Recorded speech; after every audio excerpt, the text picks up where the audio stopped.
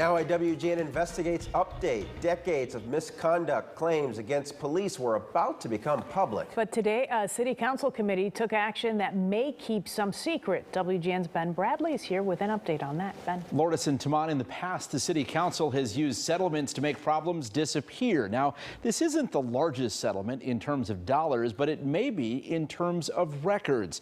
And this is the latest twist in a long transparency fight fronted by an unlikely figure.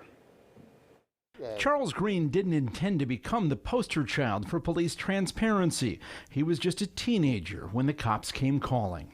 That's something that's just can't be just forgotten like that. In 1995, when Green was just 16 years old, Chicago police arrested him for a quadruple murder on the West Side. He stood accused of accepting $25 to knock on the door of a drug dealer's apartment so two rivals could enter and kill the people inside. After days of interrogation and coercion, Green said detectives told him to sign a confession and he could go home. When I did, I didn't come home until like 24 years later. Charles Green left prison in 2009 after a judge reduced his sentence amid questions about police tactics and why eyewitness testimony that could have helped Green was not allowed to be heard at trial. Green has spent the last decade fighting to clear his name. Here's how. In 2015, Green's attorney sent an open records request to the Chicago Police Department asking for closed complaint register files or records of officer misconduct. Not just those involving police on Green's case, but the entire department going back to the late 1960s, including allegations during the years Mayor Lori Lightfoot led an agency that probes misconduct. When police failed to respond in the amount of time outlined in Freedom of Information laws, a judge ordered the city to turn over all police misconduct claims. What do you hope people are able to learn from these files if they come out? Hopefully they will learn that a lot of the people that's complaining about that, they will learn that some of them is not crying wolf. It's true.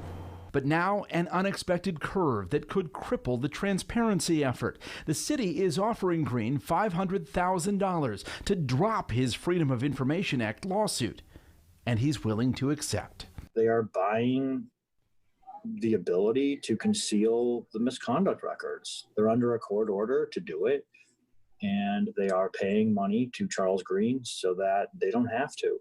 Some members of the Finance Committee hit the brakes on the settlement. They agree it is cheaper to give Green $500,000 than the estimated $8 million it would cost to go through, digitize, redact, and publish decades of misconduct claims.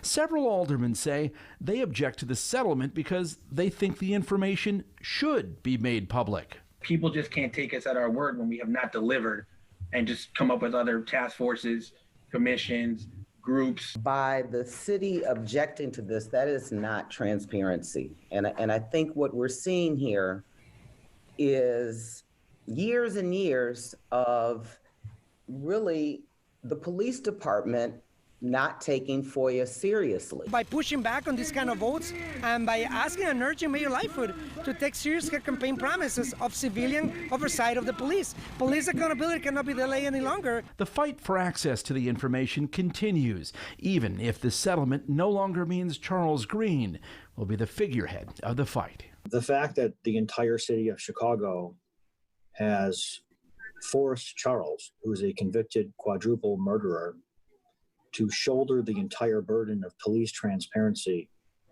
is an outrage in and of itself. He should not have to shoulder that burden. The city should do it itself.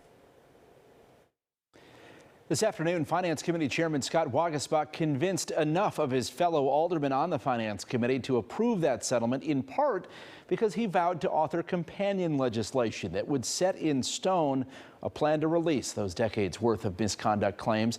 The full city council could vote on both items as early as Wednesday. Wow. Okay. Thank you, Ben.